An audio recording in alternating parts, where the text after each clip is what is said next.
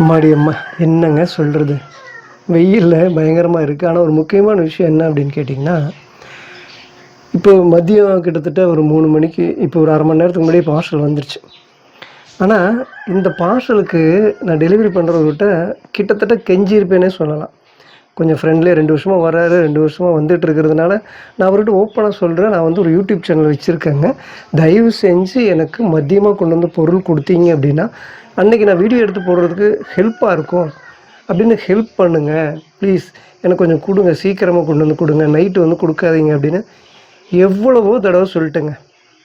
ஆனால் அந்த ஒரு மனுஷன் சொல்கிறானே அப்படின்னு கேட்குற மாதிரியே இல்லை. நீ என்னமோ சொல்லிக்கடா, நான் வர்றப்போ தான் வருவேன் அப்படிங்கிற மாதிரி வந்துட்டார்.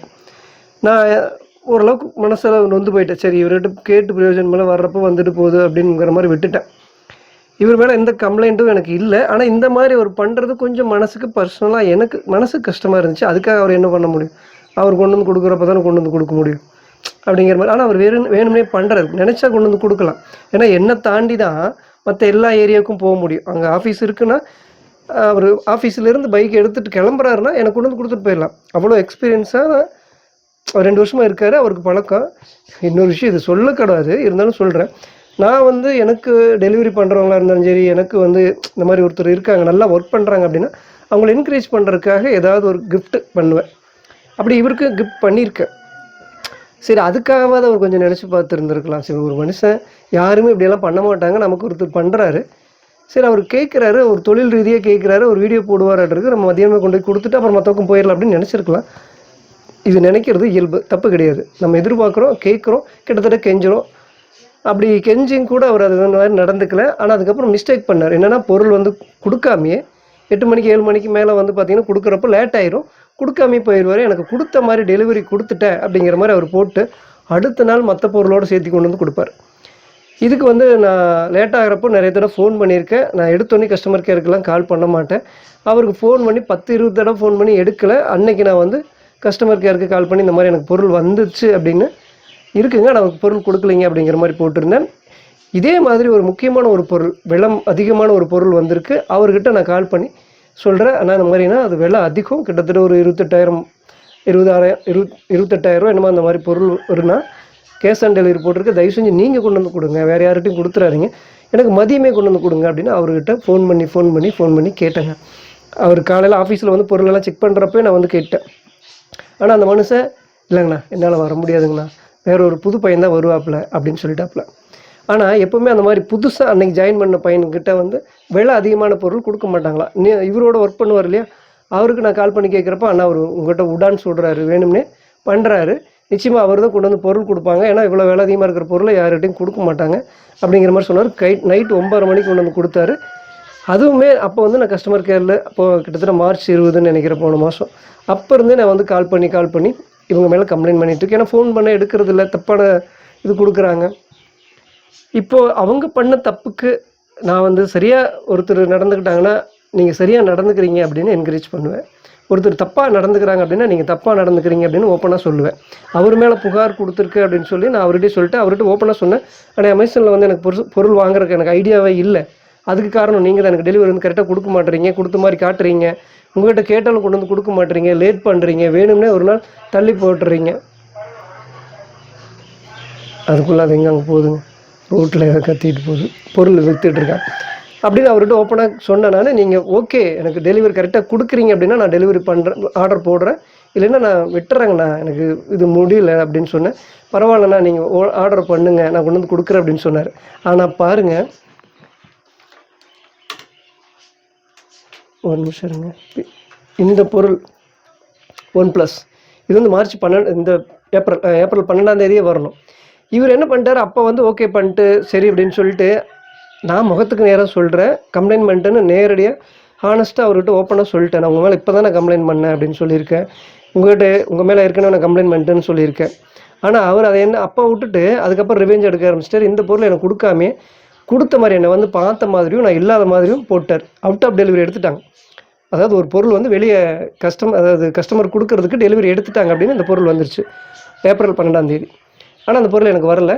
நைட்டு வந்து 9:45 எனக்கு ஒரு மிஸ்டு கால் வருது, கால் கட் ஆயிடுது. அதுக்கப்புறம் பார்த்தீங்கன்னா எனக்கு வந்து பார்த்தாங்களாம்மா, நான் இல்லையாம்மா, அதனால பொருள் கொடுக்க முடியாமல் போயிட்டாங்க அப்படிங்கிற மாதிரி என்னுடைய அப்ளிகேஷனில் அது காட்டுச்சு. அதுக்கப்புறம் 3 நாள் 4 நாள் அந்த பொருள் வரல. நான் அவர்கிட்ட கூப்பிட்டு ஃபோன் இப்போ வரைக்கும் பண்ணுறதே இல்லை, விட்டுட்டேன். ஏன்னா வேணும்னே பண்ணுறவங்க, தெரியாமல் தப்பு பண்ணுறோன்னு திருத்திக்குவாங்க, தெரிஞ்ச தப்பு பண்ணுறோன்னு என்ன பண்ண முடியும், அதனால் விட்டுட்டேன். ஆனால் நான் கஸ்டமருக்கு மட்டும் கால் பண்ணி இந்த மாதிரி நான் சொல்லிட்டு இருந்தேன். இந்த 12ஆம் தேதி வர வேண்டிய பொருள் கிட்டத்தட்ட ஒரு 5-6 நாளாக தொடர்ந்து ஃபோன் பண்ணி கேட்குறப்போ இது ஆட்டோமேட்டிக்காக வந்து கேன்சல் ஆகி இது அப்புறம் மறுபடியும் வேறு பொருளாக இது வந்தது. இதுக்கு இப்போ வந்து நான் அவர் மேலே கம்ப்ளைண்ட் பண்ணியிருந்தேன். இப்போ பாருங்கள், நான் எந்த தப்பும் பண்ணலை.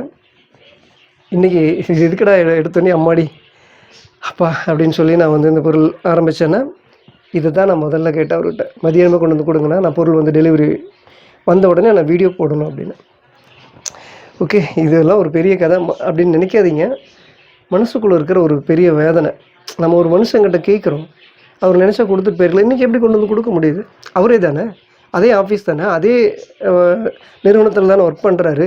இதுக்கு முன்னாடியெல்லாம் கொண்டு வந்து கொடுத்தாரு, அதனால தான் கேட்டேன். இப்போ இடையில வந்து வேணும்னே அவர் பண்ணார், இப்போ மட்டும் எப்படி கொண்டு வந்து கொடுக்க முடியுது பாருங்களேன். அப்போது ஒரு மனுஷங்கிட்ட அன்பாக பாசமாக நம்ம வந்து சொல்லி கேட்குறோம், கிட்டத்தட்ட கெஞ்சிரும், அண்ணா ஹெல்ப் பண்ணுங்கண்ணா ப்ளீஸ்ண்ணா, எனக்கு வந்து மதியமே வந்து பொருள் கொடுத்தீங்கன்னா நான் டெலிவரி அதை வந்து நான் அன்றைக்கி வீடியோவை போடுவோன்னா அதுக்காக தான் நான் அந்த பொருளை ஆர்டர் பண்ணுறேன் அப்படிங்கிற மாதிரிலாம் சொல்லியும் கூட அவர் இந்த காதில் வாங்கி அந்த காதில் விட்டுட்டு போகிற மாதிரி, நீ என்னமோ சொல்லிக்கிட, நான் பண்ணுறதை பண்ணுவேன் அப்படிங்கிற மாதிரி பண்ணிட்டாரு. ஆனால் அவர் மேலே நானே புகார் கொடுக்கல, அவர் புகார் பண்ணுற மாதிரி விஷயங்கள் பண்ணார். அதனால் நான் தொடர்ந்து புகார் கொடுத்ததுக்கப்புறம் இன்றைக்கி இந்த பொருள் அவரே கொண்டு வந்து கொடுத்துருக்கார். இந்த மாதிரி மனுஷங்களெல்லாம் என்ன பண்ணுறதுங்க? ஓகே, நம்ம இதை பிரிப்போம்.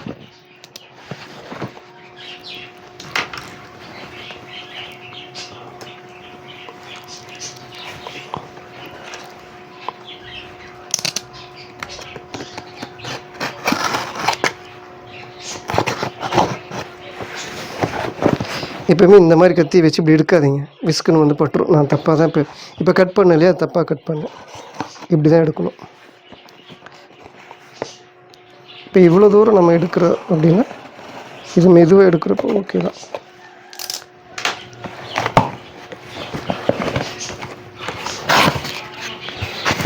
இதுலேயே 2 பொருள் எங்கேமா இருக்குது? ஒரே பொருள் தான் வந்து உள்ளுக்குள்ளே இருக்கு. இதை நான் உங்களுக்கு அப்புறம் காட்டுறேங்க. இந்த ஒரு ஷாம்பு இதையும் அப்படி தாங்க பண்ணிட்டார் அவர், வேணும்னே கொண்டு வந்து கொடுக்காம. இது ரிட்டன் போய் இது என்ன இப்படியெல்லாம் ஒட்டி இருக்குது, இப்படி தான் வருமா? ஃபுல்லாக இது வரைக்கும் ஒட்டியிருக்கு, இப்படி தான் இருக்குமா? இந்த ஷாம்பு நம்ம கடையில் வாங்கியிருந்தால் கூட ஒரு நாள் வாங்கியிருக்கலாங்க. நான் வந்து ப்ரைம் கஸ்டமர், போட்டால் அது ஒரே நாளில் வந்துடும். இது இங்கே சில நேரத்தில் இந்த பொருள் கிடைக்காது. இங்கே பக்கத்தில் ரொம்ப கடைவீதி போகணும், நான் உடம்பு சரியில்லாமல் இருக்கிறதுனால போக முடியாதனால இப்போ வீட்டில் யாரும் போக முடியாது. இதுக்கு போகணுன்னா ஆட்டோ எடுத்துகிட்டு போகணும், அதுக்கு 150 ரூபா செலவாகுங்கிறனால நம்ம வந்து அமேசானில் போடுறோம். அப்படின்னா இதுக்கு முன்னாடி அது கரெக்டாக கொண்டு வந்து கொடுத்தாரு. இந்த பொருள் மறுபடியும் எனக்கு கொடுக்காம இந்த பொருள் என்ன பண்ணாரோ அதே மாதிரி வேணும்னே இதே ரிவெஞ்ச் எடுத்து இப்போ கிட்டத்தட்ட அது எவ்வளோ நாள் ஆகிருக்கு? 10 நாள் ஆகிருக்குமா? 10 நாள் ஆயிடுச்சுங்க, இந்த பொருளே வரல. அவ்வளோ மன உளைச்சல். இந்த பொருளை ஆர்டர் பண்ணதுக்கப்புறம் வந்திருக்குன்னு பார்த்துக்குங்களேன். எப்படிமா உடைக்கிறது? ஒரு நிமிஷம் அப்படியே இரு.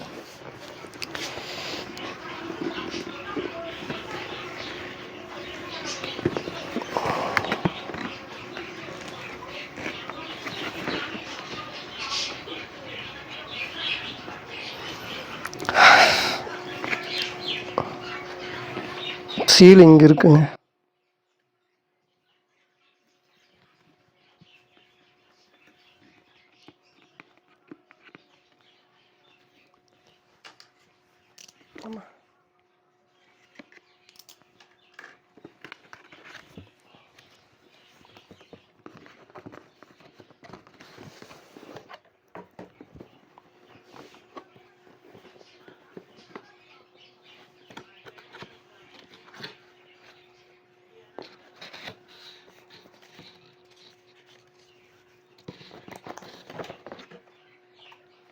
சும்மா ஒன்றும் இல்லை நட்டை. இது என்னென்ன இருக்குன்னு நான் பார்க்கறதுக்கு முன்னாடி செம்ம வெயிட்டாக இருக்குது. ஆனால் இது ஒரு அடிபட்டுருக்கு. இந்த கவர் அடிபட்டுருக்கு. ஏன் இப்படி கவர் அடிபட்டுருக்குன்னு தெரியலையே. இனிமேல் வச்சு இப்படி அழுத்துனதுனால அடிபட்டுருக்குமா?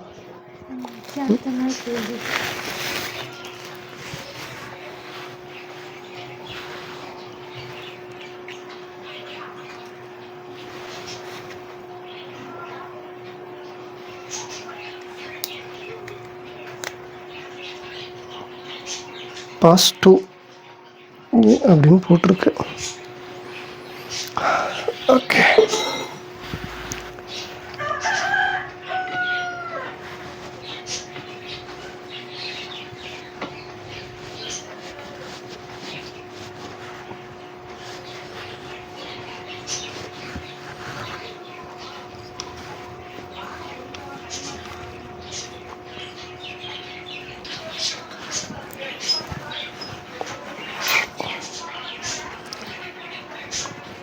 Hello hello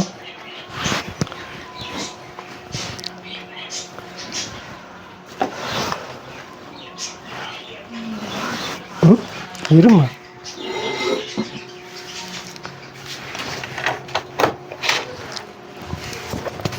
hello hello hello hello hello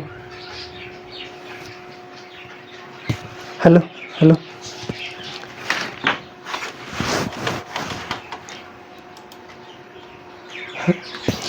hello hello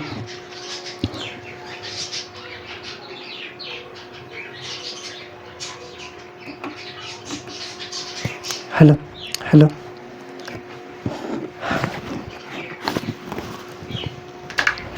இப்போ இது ஹெட்ஃபோனில் சரி வெயில் ரொம்ப ஜாஸ்தியாக இருக்குங்க. இப்போ இந்த மைக்கு வந்து கொஞ்சம் அந்த கவரு இப்படி பிஞ்ச மாதிரி இருக்குது. இது வந்து ஏதாச்சும் நடந்ததா? ஏன்னா இந்த கவர் பாருங்கள், இந்த இது அப்படி இருக்குது. இது பெருசாக ஒன்றும் அப்படி அழுத்தி ஆயிருக்குமாம்மா? ஆயிருக்குமா தெரியல. இதெல்லாம் பாஸ் டெஸ்ட்டு ஓகே பாஸ் அப்படின்னு தான் வந்திருக்கு.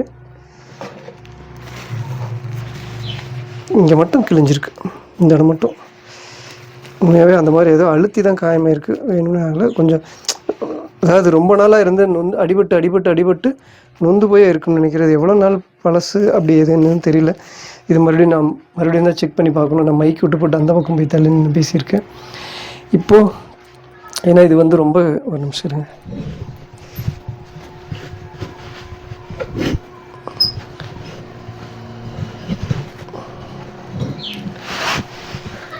இது வந்து கிட்ட தான் பேசணுமா, வேத்து ஒழுகுது. இது ரொம்ப சவுண்டு. சரி,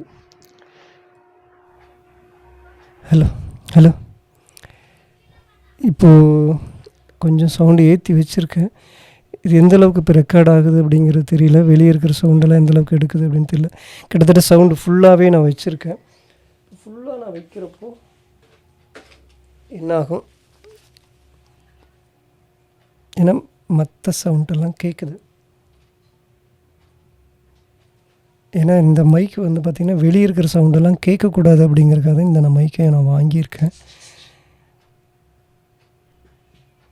ஃபேன் ஓடுற சவுண்டு, இப்போ கம்ப்யூட்டரில் ஃபேன் ஓடும் இல்லைங்களா, அந்த சவுண்டு, வெளியே இருக்கிற சவுண்டு.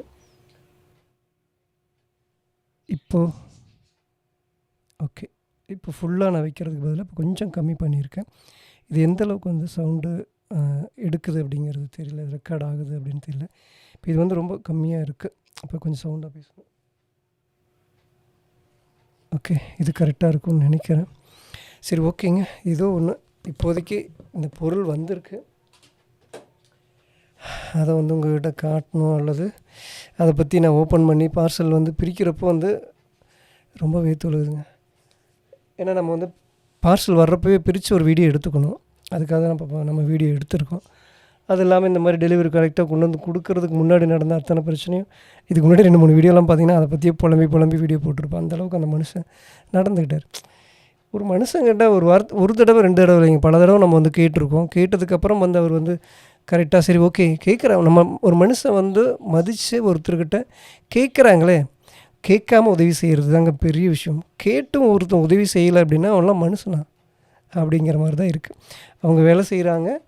இப்போ அவங்க மேலே அவங்களே புகார் எடுத்துக்கிற மாதிரி பண்ணாங்க. புகார் கொடுத்ததுக்கப்புறம் இப்போ அவங்களே வந்து கரெக்டாக அந்த வேலையை செய்கிறாங்க. இதுக்கு பேசாமல் என் கோபம் வருது, வேறு என்ன பண்ணுறது? முதல்ல கொண்டு வந்து கொடுத்துட்டு போயிருந்துருக்கலாம், கரெக்டாக பொருள் கொடுத்துருந்துருக்கலாம். இப்போ திருப்பி முதல்ல இருந்து மறுபடியும் பழசு நான் கேட்ட மாதிரியே செய்கிறதுக்கு நான் கேட்டப்பவே செஞ்சுருந்துருக்கலாம். இத்தனை புகார் போயிருந்துருக்காது. இப்போ அவருக்கு மேலே என்ன ஆயிருக்குன்னா, அது ஒரு மாதிரி அவர் மேலே புகாராக இருக்கும். என்றைக்காவது ஒரு நாளைக்கு இதே மாதிரி வேறு யாராவது இவர் மேலே கம்ப்ளைண்ட் பண்ணாங்கன்னா வேலையை விட்டு நீக்கிடுவாங்க. இது தேவையா? ஒரு மனுஷன் வந்து கேட்குறான், மதித்து கேட்குறான், சரி நம்மக்கிட்ட கேட்குறானே, ரொம்ப வருஷம் பழக்கம் அப்படிங்கிறதுக்காகவாது, ஒரு பழக்க வழக்கத்துக்காகவாது கொண்டு வந்து கொடுத்துட்டு போயிருந்துருக்கலாம். சில மனுஷங்களை ஒன்றுமே பண்ண முடியாது. அவங்களையெல்லாம் இந்த மாதிரி காலமும் சூழ்நிலையும் தான் மாற்றும். அப்படி தான் மாற்றிருக்குது. இது வந்து ஒரு 2-3 மாதமாக நான் இவர்கிட்ட கேட்ட ஒரு விஷயங்க. இப்போ அவரே கொண்டு வந்து இப்போ நேரமாக கொடுத்துட்டு போகிறார். இது போன்ற பல விஷயங்கள்லாம் நான் வந்து தெரிஞ்சுக்கிட்ட ஒரு விஷயங்கள் தான். ஓகே, இப்போ இருங்க கொஞ்சம் இப்போ வந்து கொஞ்சம் சவுண்டு கம்மியாக வச்சு நான் பேசுகிறேன். ஏன்னா இது வந்து ரொம்ப கிட்ட வச்சு பேசணுமா, இதுலேயே ஃபில்டர்லாம் இருக்குமா. இது என்ன வேலை ஏது அப்படின்லாம் கேட்காதீங்க. ஏன்னா இதனுடைய வேலையெல்லாம் நான் வந்து ஒன்றும் அன்பாக்சிங் பண்ணலை. இதை காட்டணும், இது வந்து ஒரு மெமரியாக இன்றைக்கி வந்திருக்கு, டெலிவரி ஆகிருக்கு அப்படிங்கிற ஒரு விஷயத்துக்காக நான் அதை போடுறேன். மற்றபடி இதனுடைய மைக்கினுடைய வேலை எதுவும் கேட்க வேண்டாம். ஓகே, இவ்வளோ நேரம் நான் ரொம்ப புலம்பியிருப்பேன். ரொம்ப கொஞ்சம் சவுண்டு குறைச்சோடனே ரொம்ப குறைஞ்சிருச்சு. கொஞ்சம் குறைச்சாவே ரொம்ப இதாக இருக்குதுன்னு நினைக்கிறேன். இப்போ இதில் வந்து ஓகே, இந்த ஆடியோ குவாலிட்டி எப்படி இருக்குது அப்படிங்கிறது இப்போவும் கம்மியாக தான் கேட்குதான். இப்போ என்ன பண்ணுறதுன்னு தெரியல. சரி, ஓகே, இந்த மாதிரி மனுஷங்களை வந்து இந்த மாதிரியான மனுஷங்கள் அப்படியே அவங்கள வந்து காலமும் சூழ்நிலையும் தான் மாற்றும். அதுக்கு கட்டுப்பட்டு மாறி தான் ஆகணும். அதுக்கு முன்னாடி ஒரு மனுஷன், ஏதோ ஒரு மனுஷன், நான் இல்லை, ஏதோ ஒரு மனுஷன் சொல்கிறான்னா அந்த மனுஷன் அவன் கேட்குறானே அப்படிங்கிறக்காவது சில விஷயங்கள் செஞ்சுட்டு போயிடலாம். இல்லை அப்படின்னா காலமும் சூழ்நிலையும் அவங்கள கட்டாயத்தின் பேரில் கட்டாயப்படுத்தி வேறு வழியே இல்லாமல் அந்த வேலையை திருப்பி செய்ய வைக்கும். அப்படி தான் இந்த வேலையை இப்போ செய்ய வச்சுருக்கு. இது வந்து இந்த மாதிரியான விஷயங்கள்லாம் பல விஷயங்கள் நான் என்னுடைய வாழ்க்கையில் கடவுள் எனக்கு கற்றுக் கொடுக்காத அனுபவங்களே இல்லை அப்படின்னு சொல்லலாம். எல்லா வகையான எல்லா விதமான எல்லா வாழ்க்கை முறையிலும் ஒவ்வொருத்தரும் வாழக்கூடிய எல்லா வகையான விஷயங்களும் சின்ன சின்ன விஷயத்தில் எனக்கு சாம்பிளாக எனக்கு வந்து கடவுள் கற்றுக் கொடுத்துருக்காரு. அடிபட்டு கஷ்டப்பட்டு ஃபீல் பண்ணி உணர்ந்து நான் கற்றுக்கிட்டேன். நான் படித்த பள்ளிக்கூடம் காலேஜோ ஸ்கூலோ இங்கே இருக்கிற மாதிரி பள்ளிக்கூடம் கிடையாது. காலம் அப்படிங்கிற பள்ளிக்கூடத்தில் தான் நான் படிச்சிருக்கேன். அதில் நான் நிறைய விஷயங்கள் கற்றுருக்கேன். அது எனக்கு பெரிய விஷயங்கள் கற்றுக் கொடுத்துருக்கு. இதுக்கப்புறம் கற்றுக்க வேண்டியது எனக்கு ஒன்றும் இல்லை அப்படின்னு தான் நினைக்கிறேன். எல்லா விஷயமும் எனக்கு காலம் கற்றுக் கொடுத்துருச்சு. இதுக்கப்புறம் நான் கற்றுக்கிட்ட விஷயங்களை அதை உள்வாங்கி புரிஞ்சுக்கிட்டு மக்களுக்கு ஏதாவது ஒரு வகையில் நல்ல விஷயங்கள் செய்யணும், நல்லது செய்யணும், அதை நோக்கி தான் நான் ஓடிட்டுருக்கேன். ஓகே, இது வரைக்கும் நான் புலம்பிகிட்டு இருந்தேன். இப்போது எப்படி சொல்கிறது, இதை பற்றி நீங்கள் என்ன நினைக்கிறீங்க அப்படிங்கிறத மறக்காமல் சொல்லுங்கள்.